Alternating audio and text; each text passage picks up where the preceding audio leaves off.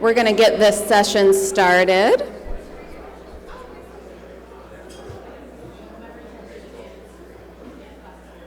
Thanks so much for joining us for the Franchise Relations Clinic. I'm Laura Michaels. I'm the editor-in-chief of Franchise Times Magazine, and I, of course, have a fantastic panel.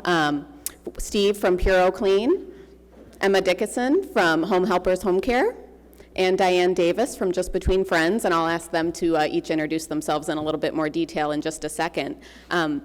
But if you've attended any of the sessions so far, you've heard this topic come up in some way. At least I did yesterday in every session that I attended, this topic of franchisor-franchisee relationship. And it's one that we're going to dive in a little bit deeper to this morning. And to start off, I'll just start on the end with Diane. If you could just share a little bit more about your concept, how many units you have, where you're located. Can y'all hear me? Okay, thank you. I do this, so sometimes I need to sit a little more still so you can hear me. Well, again, I'm Diane Davis. Thank you, Laura. Thank you for having me. I'm with a company called Just Between Friends. We're headquartered in the great state of Oklahoma. Any from Oklahoma from here? I'm usually the only one. You guys have driven past through us or flown over it, haven't you? Who's done that? About everybody, right? Well, come see us sometime. And well, our concept is Just Between Friends, and we're a children's and maternity pop-up consignment business. What we do is all the stuff, who has children in here in the room, or has lots of nieces and nephews? You know all the stuff they come with that they outgrow, they use for 15 minutes and outgrow? Well, parents can bring it to us. We merchandise it for them in a big facility, something even like this, and then bring other parents to come in and purchase those gently used items. So all those items continue to have life in them and pass into other families. It keeps items out of landfill, and any of our additional things left over are given to charities. So we have a nice charity aspect too. We have 154 units in 32 states. I'm the president of the company, and when I started several years ago, we had one. So it's been very fun to watch the company grow like that. Thrilled to be here today with other people who are doing that same thing. I'm Emma Dickinson. I'm the CEO and president of Home Helpers Home Care. We are based in the great state of Ohio, Cincinnati, Ohio.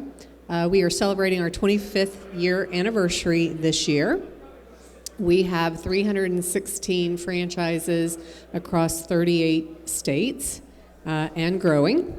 And Home Helpers Home Care provides in-home care services largely to the aging population, and help with their activities of daily living to help them remain independent at home. But we also work with new moms and families. We work with individuals who are coming home from illness or injury in hospital or rehabilitation centers, and just individuals that have lifelong chronic illnesses. So again, 25 years and continuing to grow. So. Good morning, I'm Steve White. I'm the President and Chief Operating Officer of Puro Clean, and we operate in the property restoration space. So water, fire, mold damage. I'm the only franchise president who introduces himself to you and says, I hope you never need us, but you probably will along the way. So that's what we do. We're gonna be doing it in a super huge way here now as a result of this terrible hurricane that has first hit Florida and is now squaring up with Charleston, South Carolina, and the devastation in Florida was really bad. So Puro Clean as a brand has been around for a little over 20 years. We have a little over 400 units, 405 units currently all across the United States and Canada. Awesome. Thank you, Steve. And we are, of course, thinking of everyone in Florida and everyone that is, in the path of the hurricane. One of our other panelists, Amy Freeman from the Spice and Tea Exchange, she wasn't able to make it there in Tampa, and so, of course, dealing with a lot down there. So thinking about everyone that is trying to clean up and the people that are coming to help clean up. Well, as I said, this topic came up a lot yesterday. It comes up in every conversation that I have when I'm reporting for the magazine, when I'm reporting on lawsuits between franchisors and franchisees, which certainly happen, disputes, and usually what it comes back to when you really look at the root is a lack of communication at some point along that path. And so I want to start with the question. I'm going to start with you, Emma.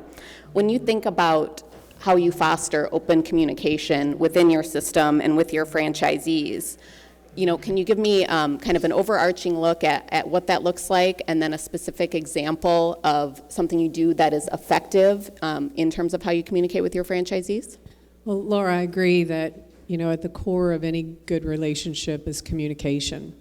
And I think that you really have to start that from the very beginning and understand and actually communicate how you're going to do that. And so and it starts with your staff. It even starts before your franchisees.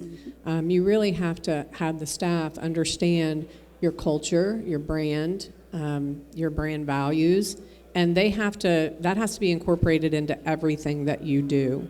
It is a touch point in all of our communications with our franchisees and with our staff and with our vendors all across our network. It's not easy, and we're not perfect. But when we find that we've had some missteps, it goes back to we didn't follow our own guide, basically. And so we have really worked on, over the years, for instance, we created a communications council with our franchisees. And we have other councils as well that we work with. But it really has been defining what our values are, how we're going to continue to work and foster a relationship with communications. And so we communicate often, and we communicate across a lot of different platforms. And when we think we've communicated enough, then we communicate some more. It's never, you have to hear messages multiple times, and you have to be able to give them communication and have communication in a way that people can receive it. And so you think about just about any way you could communicate. We try to do as much as we can live, not in email, not in text. We really try to do a lot one-on-one. That's hard, and it can be followed up with group, but it really needs to be one-on-one. That's where relationships are built. And when we say one-on-one, if we're not in front of them like we're all together today, it's in a Zoom or a FaceTime format. Long gone are phone calls, quite frankly. And so that's been one of our tenets, is we want as much face-to-face communication as possible, and then we do a lot of other things in group sessions as well. But that face-to-face is really important for us, because you cannot build relationships any other way. Wonderful, thank you. And Diane and Steve, I'd love you both each to take a crack at that as well. And if you have a specific example of something that's been effective in terms of how you communicate, would love to have you share that. Okay, thank you for that. Wasn't that a brilliant answer, everyone, from Emma? I loved it. Before I answer that, I'd love to know how many in this room are franchisors. If you could raise your hand. Lots. How many do we have any franchisees? Welcome. Thrilled that you're here. Do we have hybrids? You're both a franchisor and a franchisee? Oh, awesome. And how about our vendor partners? Any? Wonderful. Thank you for being here, you guys. Well, the thing of communication, and I have thought about this over and over again about talking to this specific group, because I know a lot of you are starting out, right? This is an emerging conference. And so I think about back, and I've been with the company since we were one, right? And I try to think about what would we have done differently now that we're at 154 in 32 states. And communication is definitely falls in that category. But I don't want to, if I tell you what we're doing for 154, for a lot of you, it's not really relevant yet. However, you can build your communication from here. I completely agree with what Emma says to try to have some one-on-one. One of the things we do in ours, and we have a weekly newsletter, and what Emma said, you have to say it again and say it again, because we have a weekly newsletter. We also, we have a Facebook communication group, and that's where our people hang out. We call it our water cooler. And it's the place where everybody goes and hangs out. And I would suggest, no matter how, just even if you have 2 or 3, go ahead and get your Facebook group, a place for your people to gather, because they're going to do it anyway. So go ahead and we have subgroups that we don't know about that are out there. But we try to make ours as robust, and we feed it all the time and make it the place to go. It's one of the things that you can do that all it takes is your time. The other thing that I started doing whenever I became president is that I took a select group of franchisees and I do what are called temperature check calls. Because, and I chose people, it would have been really fun for me to choose our number one fan type people, but I didn't. I chose people across, people that were legacy owners, people that were just starting out, people with multi-unit, people that were the burr in the saddle of our franchise system, and I chose a variety. And I meet with them once a month over Zoom, and they're called temperature check calls. I ask them to do it for a 6-month period of time. And I just listen to them to get a temperature check of what's going on in the system. As you grow, like right now, some of you may be able to talk to all of your franchisees that way. And if you try to get the bandwidth to do that, I tell them that we have a 30-minute block of time. I always block an hour in case it goes over, and I listen. How are you? How are you really? What's going well? What would you like to see change? And just it's like their open mic time to talk to me. And it really does give me a temperature check of what's going on in the system. So that's something, and don't pick your super fans, even though they're the most fun to talk to, right? The ones that you can do no wrong. Pick the ones that you know you're gonna have hard conversations. And I have one that she just is relentless to me. But you know what, when we get on the phone one-on-one, she's a different kind of person. And I hear her, and I hear her heart. So those are things that you can do that really, they just cost your time. Your time is going to get more and more valuable, so you'll have to be more selective. But cultivate a water cooler for your franchisees. Be certain that you're pouring into the content, that your key opinion leaders, there's our CEO, Shannon Wilburn, at the back of the room. She's the one who founded the company. Hi, Shannon.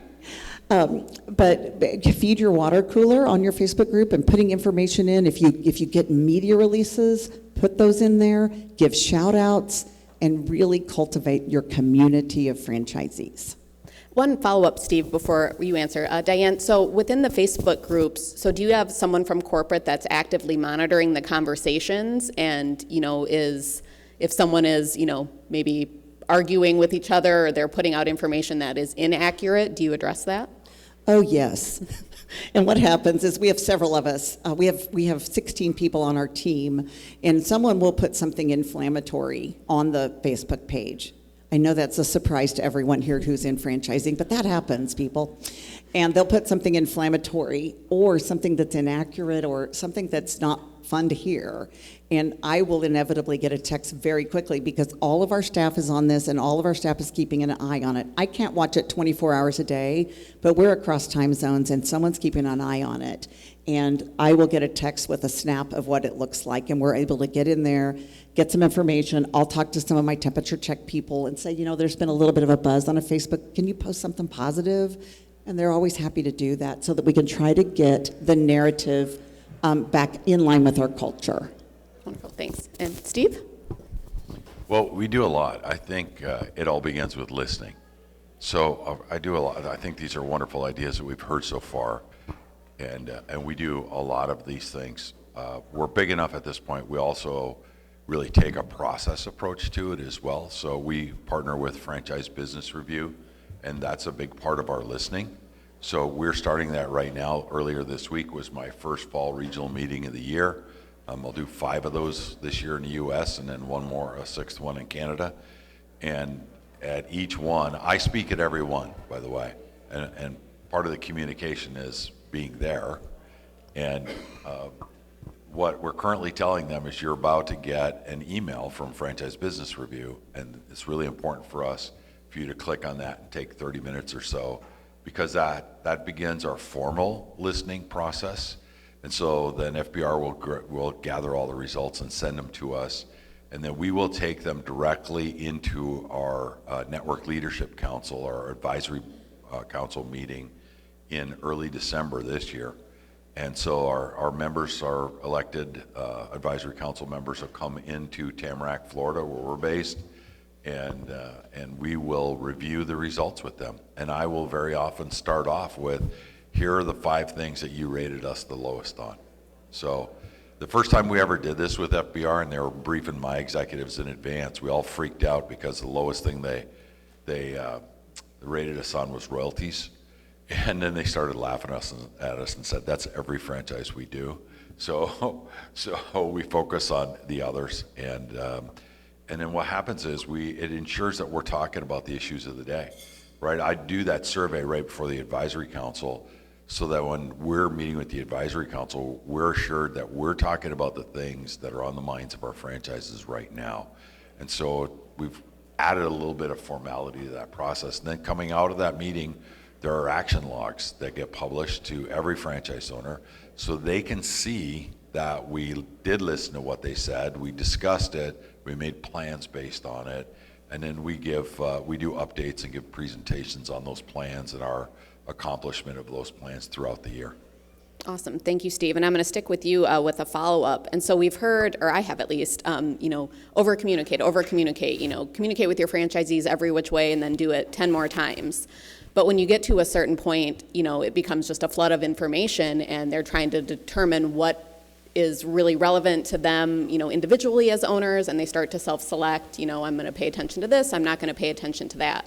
And so how have you gone about determining what is the most valuable information to, specific sets of franchisees, maybe some that are more mature and they need a different type of communication or they want a different type of communication? How have you gone about addressing that? Well, you know what, I came to the company 9 years ago into this position, and the company was not very good at communicating with its franchises. And so we had to start a lot of these communications from scratch. So we do a one-pager every Monday. We do a magazine. When I first started, we do actually still do a full-color glossy magazine once a quarter. And when we first started it, my staff said, well, we don't have enough information to fill up 10 pages of a magazine. What are we going to do? And I just laughed at them because I've done this before. Today we have a hard time keeping it under 50 pages. It's becoming a bloody book instead of a magazine. But over the years, electronically, we started off with what we call a Pulse every Monday, and then we gave training to it, and marketing did their own, and we have all these publications. So at last year's advisory, my mic go out. Is it working? Now it's working. So at last year's advisory council, the joke became we would be talking about an issue, and we have a franchise owner say, "I didn't see that," and someone who had seen it would say, it was in the heartbeat, it was in the pulse, it was into this, it was into that. But what became clear was, one of my investors was sitting next to me, and he leaned over and he said, "Are we not communicating enough to the franchises?" I said, "No, we are officially at a point where we are producing more communications in a year than any single franchisee could possibly consume." But that is also a problem, right? So we went to work on that problem, and at my convention in May, we introduced the PureClean app. And it was built mainly by my marketing team with a Bright Pink agency who partners with us on our website and social media and some things like that. And we developed this brilliant app, and I loved it. And my success indicator at convention happened. We were on the main stage. My marketing VP was sweating bullets because at 8 a.m. that morning, we were not approved by the App Store yet. And 5 minutes before we walked on stage, we got approved. So he was trying to talk me out of going on stage. I said, "Alex, you might be having to call it a beta, but you're going on stage with me." So at the end of the presentation, my success indicator was this. I saw hundreds of phones go up like this, scan a QR code, and go download the app.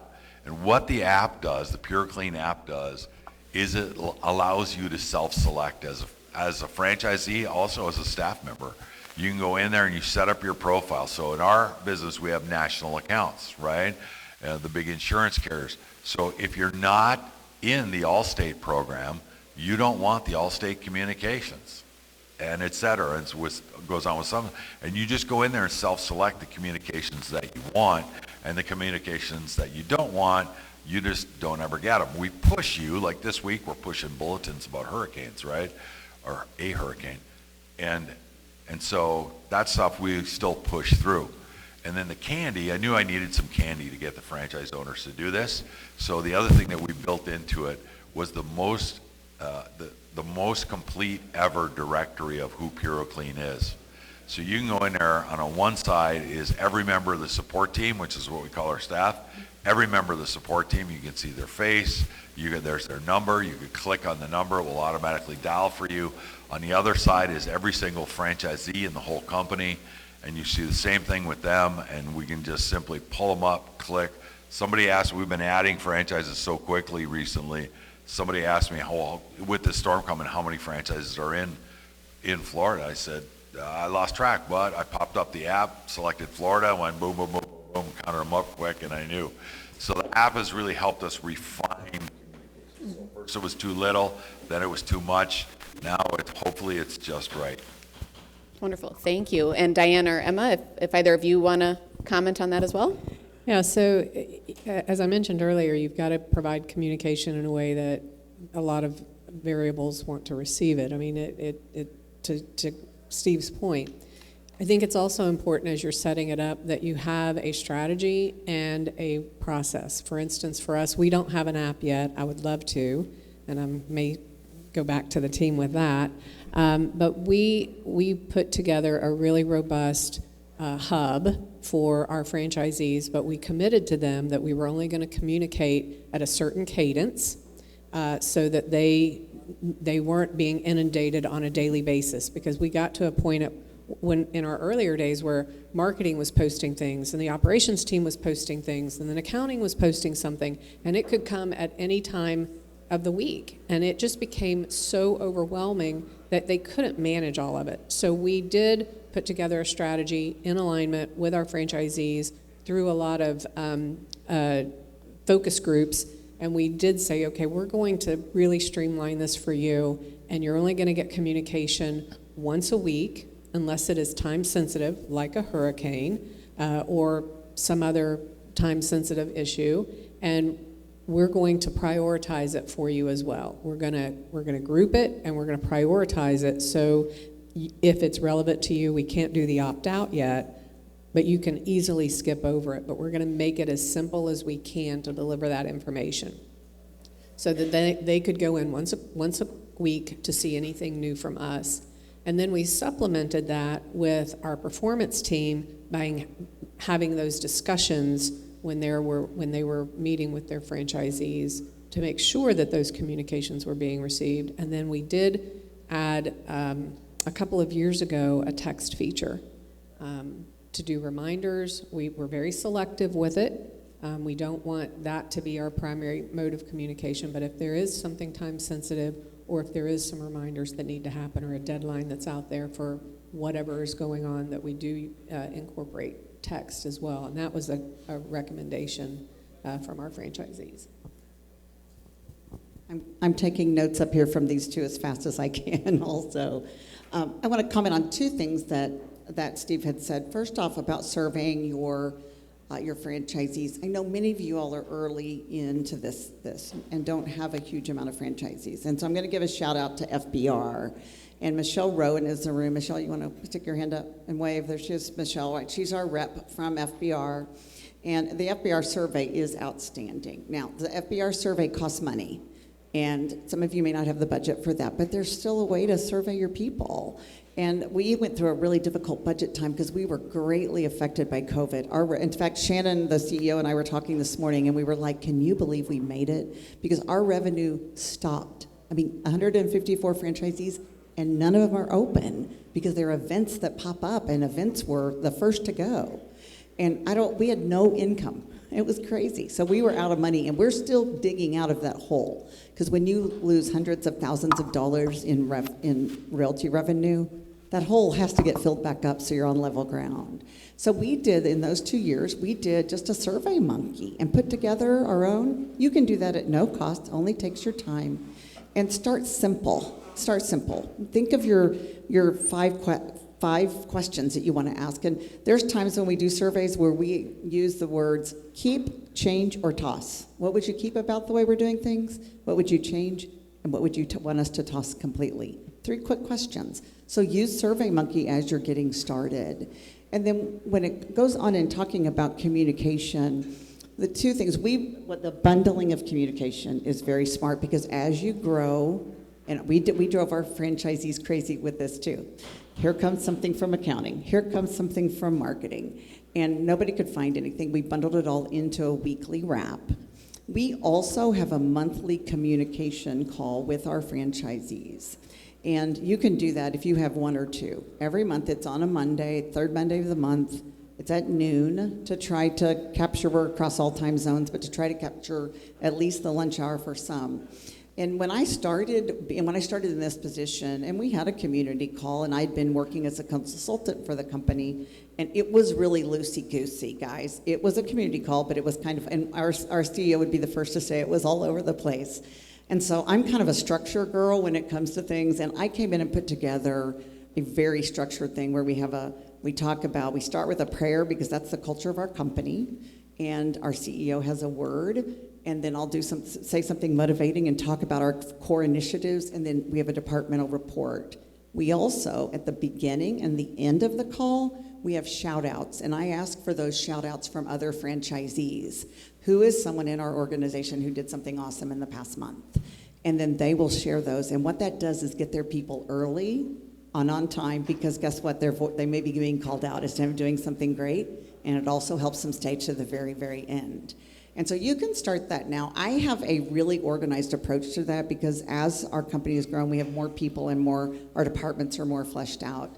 And anybody who wants to get a copy of that structure that I use, it's 1 hour, and we are always on time and we're never late. So I'll be happy to share that with you. You just can come up here and drop your business card to me, or I'll take a picture of your name badge, but I'll be happy to share that with people. That has really helped us create a cadence with our franchisees to know what we're going to talk about and when we're going to talk about it. And we hear from our finance team, our operations team, our marketing team, and our technology team, all very key things, as well as our leadership bookends that entire call. And we're having great participation in that. When you start that, a suggestion, and again, you can do that with 2 or 3 franchises, just get that started. But have people put their questions in chat, because if not, somebody will try to. We had a near hijack last week where we were in the middle of some tech conversation people weren't necessarily happy about, and one person who's one of those people and tried to hijack the call and take over and talk, and we had to remind people to put things in the chat. That's our protocol, so everyone was accepting of it. So there's just a couple of tips for you. Yeah, wonderful. Thank you so much. And I want to just pause for a second. If anyone has any questions as we're going through the discussion, feel free just to raise your hand, and happy to pause with my questions, because I have plenty of those. But would of course love to hear from anyone in the audience if there's a question you have for one of the panelists. No? All right. Well, I want to turn then to this topic of communication that ultimately can drive the profitability of the business. And so, when the franchisees are making money, they're of course happier. Maybe things that bothered them don't bother them quite as much anymore if it turns out that it is improving their top line sales and ultimately their bottom line. And so I'm curious, and I don't have one of you to pick on first, so whoever wants to take this, but is there an example of a way that you communicate with your franchisees that then ultimately does help drive that bottom line and boost their profitability? And if there's not, then no, just kidding.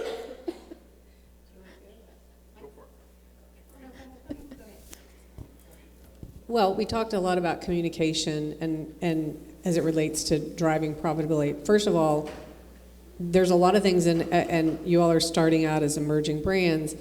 There's so many things that lead into that. It's just not communication that leads into that profitability. It's the relationship, and it's building trust. And at some point, I want to talk a little bit about that.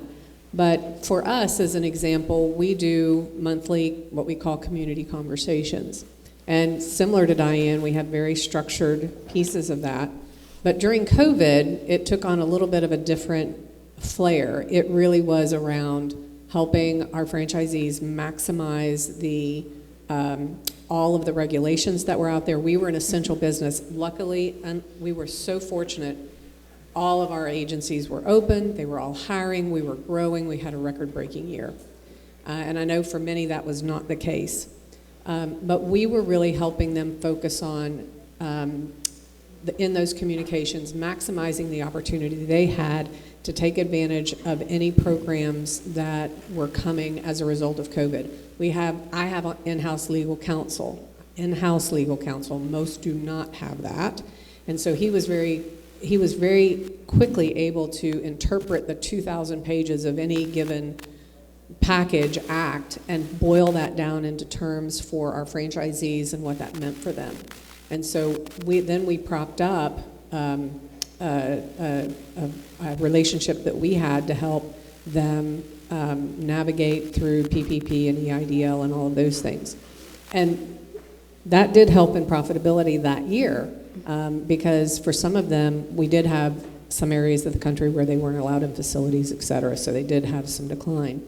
But those are the kinds of things that your franchisees look to you for in leadership and communication that then they can translate back into growth in the business. Another example I would just highlight quickly is we have a technology medical solutions brand called Direct Link, and it really helps our franchisees with technology when we don't have a caregiver in the home and there still needs to be monitoring going on, whether it's a personal emergency response system or a fall sensor or some technology that works with Alzheimer's and dementia patients to make sure that they don't leave their area, their home, their cyber wall, I guess we'll call it, around them, and looking for ways that we can continue to generate revenue through non-labor income.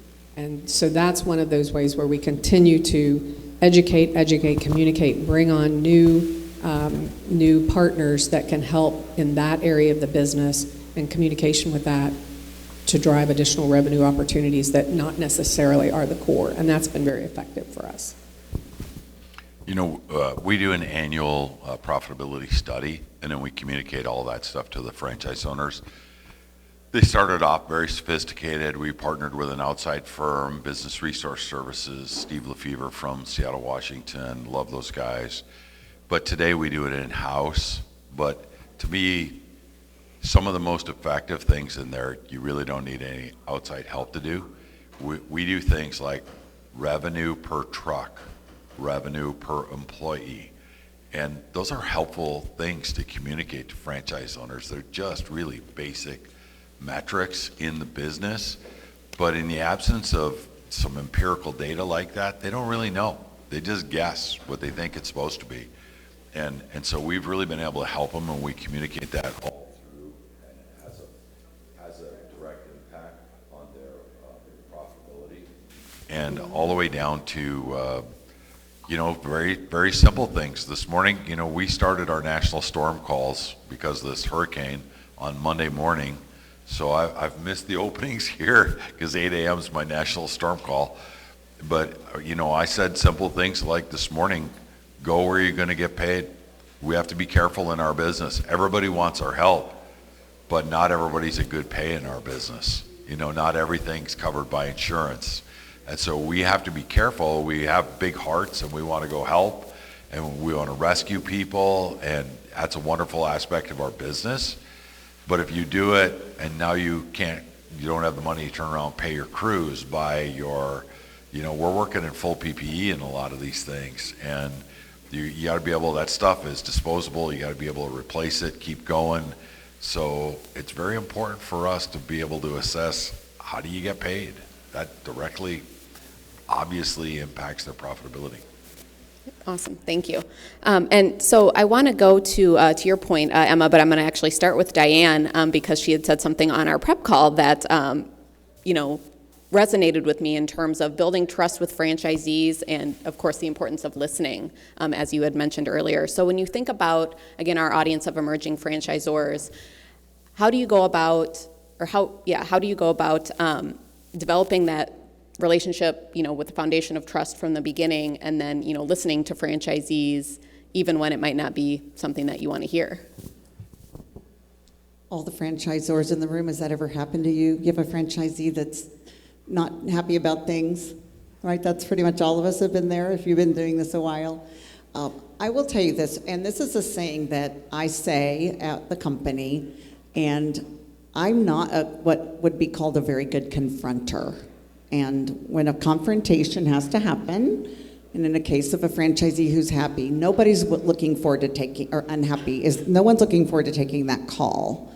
And y'all know that when you see your phone and a certain number lights up and you're like, oh, because you don't know this is a person you don't hear from unless things aren't great. But I have a saying, and I say it to all of us. I've said it to our CEO several times. But Shannon, do you want to say what that saying is? Because? Right. We run towards conflict to get on the other side. And that is a mantra for me. And it's not that I love conflict. Nobody wants to run towards conflict. So when you have someone who's having issues and you don't want to call them, please know that makes you 100% normal, okay? You're not afraid. You're just reacting like any human would. Like, who wants to take that call? But if we don't run towards conflict to get on the other side, these things don't get better on their own. They get worse. And so you have to get on the phone and make that call. And so when you know of something that's going on, I've got one going on right now, and it's over a territory issue. We have a very successful franchisee. They're model, most wonderful franchisees. But like most franchisees, they're extremely protective of their territory. Well, we're getting ready to move another franchisee into their area, and they're wanting to have a zip code cushion, okay? Well, I look back at some of the way franchises do things, and I look at Subway. Subway's great, right? It's great. They're very successful. But if they have a franchisee not doing well, they'll move one in just right next door to them. I mean, they'll just keep pushing on, and we try to be sensitive to that. But I'm getting ready to tell this franchisee what they don't want to hear. We are going to move forward, and we're going to put someone in there, and that's going to make them not happy. But if I don't run towards that conflict as soon as I get out of here, they're going to stew over this, and then they're going to tell their friend, and they're going to tell their friend, and pretty soon we're not called the Franchise Support Center anymore. Those people at corporate don't care about our franchisees, right? And so that would be my encouragement.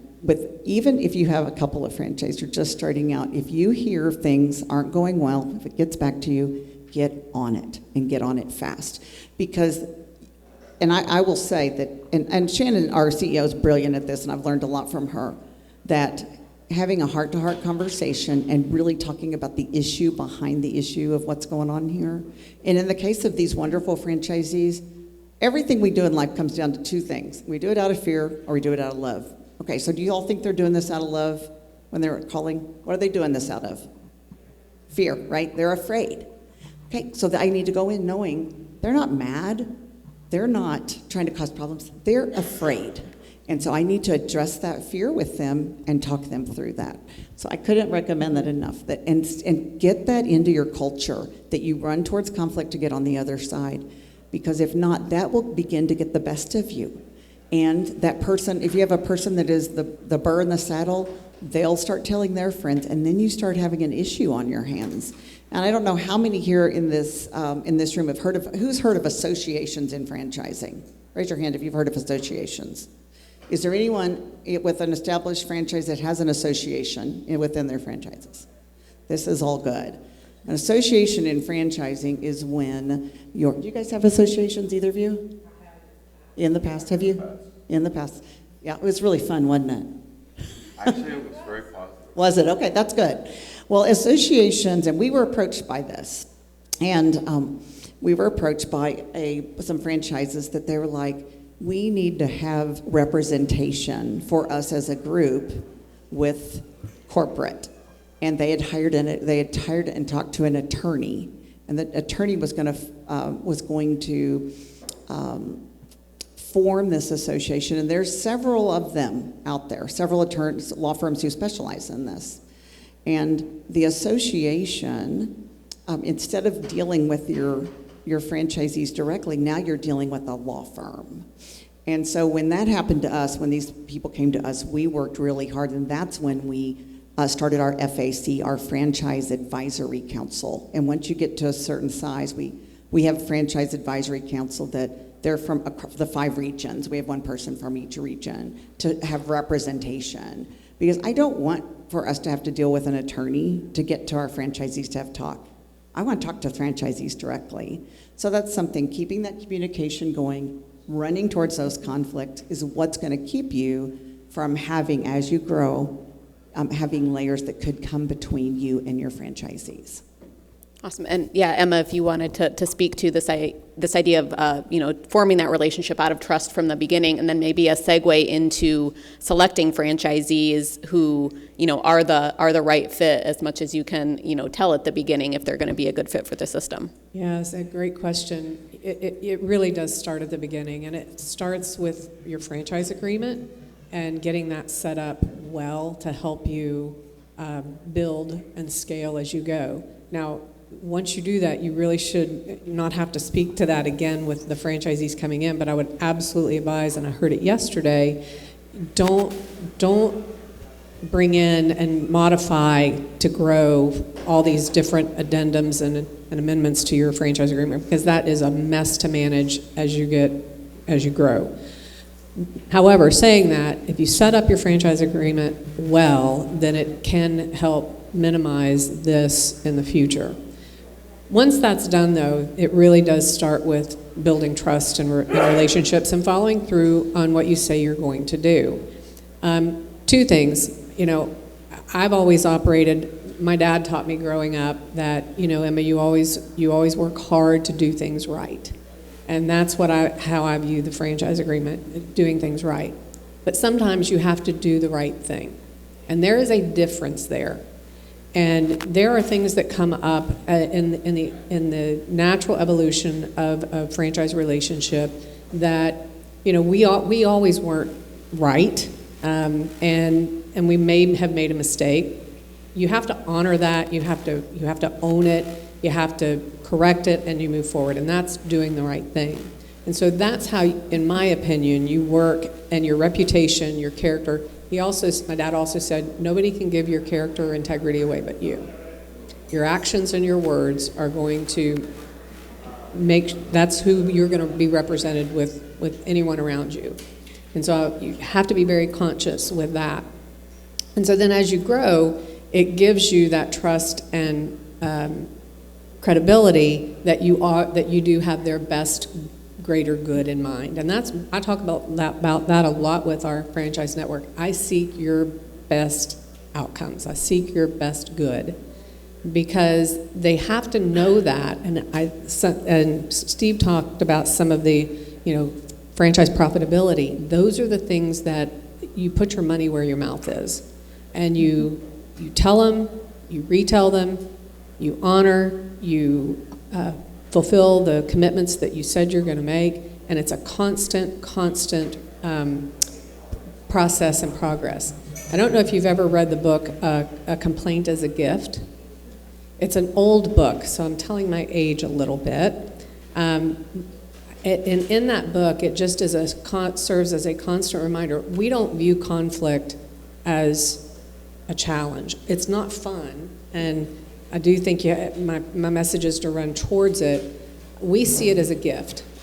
I can't tell you how many great conversations have been had, and in sometimes one-to-one, sometimes small groups, sometimes within a council, where we've had the opportunity to really grow as outcomes of addressing those ideas or concerns or complaints, if we want to call them that, to really build and be innovative and utilize the relationships within our network to continue to grow and innovate. And it's hard. It's not easy. I mean, we can all three stand up here or sit up here and say that, oh yeah, that's what we did. And it's hard. But I think keeping in mind, start with the franchise agreement as your foundation. Let it reflect your culture, and have everyone working from that. But then from that, work and build those relationships, and it takes time. But in those early days, it is critical. And if you have individuals because they all talk, make no mistake, they all talk. And if you are giving this person this deal, and this person this deal, and this person this deal, that is going to come back to haunt you in a big way from a credibility standpoint later. And so that would be kind of how I would advise. Yep, it is very tempting in the beginning as you're really wanting to sell franchises to make exceptions and to do things to get people on board. But if they're asking for those exceptions up front, that might be a red flag if they already are wanting to deviate from what your brand is, what your system is. And like Emma said, it will come back to haunt you. If Amy were here, she would tell some stories about some of the unwinding that they had to do within their system, and just how long that took to get people out who they signed at the beginning who just weren't the right fit. And so as a follow-up, and Steve, I know when you came into Puro Clean, there was some conflict there. If you could talk a little bit about how you approached dealing with that and listening to franchisees, and then now at the corporate level being accountable to the things you say you're going to do. Yeah, it was a bit of a mess when I walked in the door. They kind of lied to me to get me to take the job, but it was, if I were starting, I did the same thing then that I would do if I were starting a franchise. And to quote Mike McCarthy, who is formerly the coach of my beloved Green Bay Packers and currently the coach of the Dallas Cowboys, your greatest ability is availability. The most important thing, that's your most important ability, is availability. Are you available to your franchises? You can't ever get too busy to be available to your franchises and to listen to them. It's so incredibly important. I have had my mobile number on my business card for more than 20 years. And I tell franchise owners, call, text, let me know what's going on in your mind. They don't abuse it at all. I think some people are fearful that they're going to get calls all weekend long. It just doesn't happen. I have two private investors, industry guys who own my company. I'm one of many companies that they own. They put their mobile numbers on their business cards, and they give them to my franchise owners and say, call if you want to talk. And they do. And we take those calls and we're available. And I think it's incredibly important that you do that, all the time. I had the first year after they bought the company, I was talking to one of them. He said, this one franchise owner keeps calling me on Saturdays to talk about sports. I said, hey, I have a good relationship with him. I'll just kind of back him off. And he said, nope, I don't want you to do it. I told him to call anytime. Yeah, I'm going to let him call anytime. And fortunately, about a month or so later, he stopped doing that. But it rarely has happened in my career. So be available to them. We do things called town hall calls, where they can submit questions in advance that we then answer live. Why don't we take them all live? Because sometimes they need that anonymity to be bold enough to ask a question that they're otherwise uncomfortable asking. And so we'll say submit them in advance. So we'll do calls where they can do them live. I'm in fall regional meeting season right now, right? I go to every single fall regional meeting, and I tell them the same thing. I'm the first presentation. And I said, we're going to be here for a day and a half. I'm the shortest presentation you have.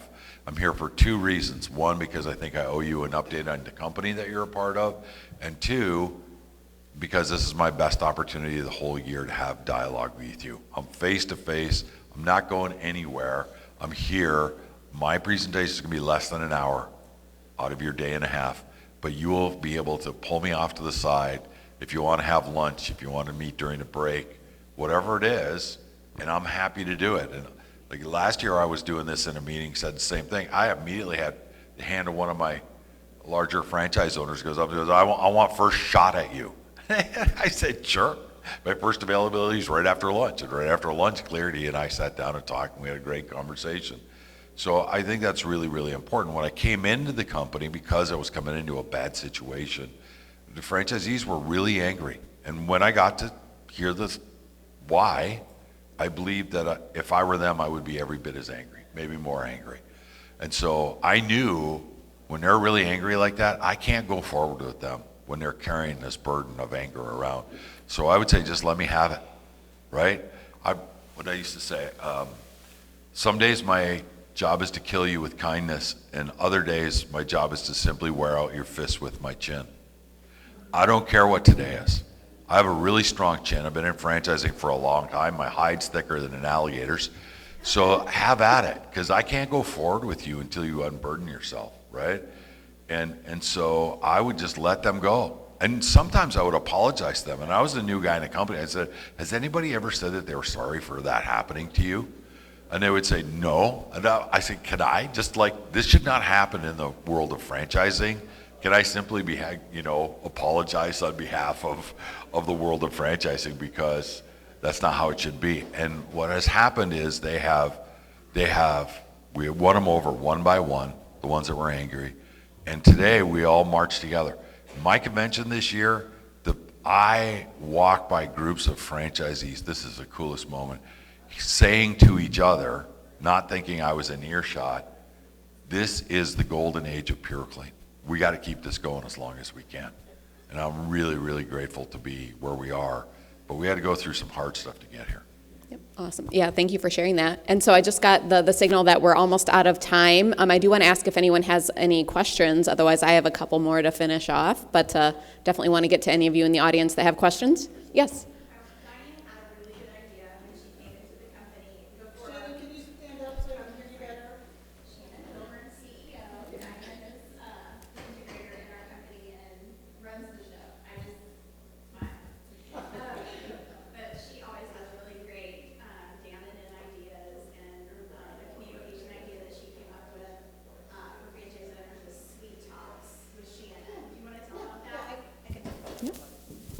At some point, you're going to have annual conventions, and some of you, even if you're small, I would recommend you do, because even before I was with the company, Shannon had had a conference with, about eight franchises, in Dallas, and so, you don't have to be very large to get together, and I recommend you do. But as we've grown, I was concerned with, this is before I was president, but I was like, one of the biggest problems, and Steve talked about this, is leadership accessibility, because as your company grows, that's a wonderful thing and it's a success indicator, but it's real easy to get further away from your franchisees.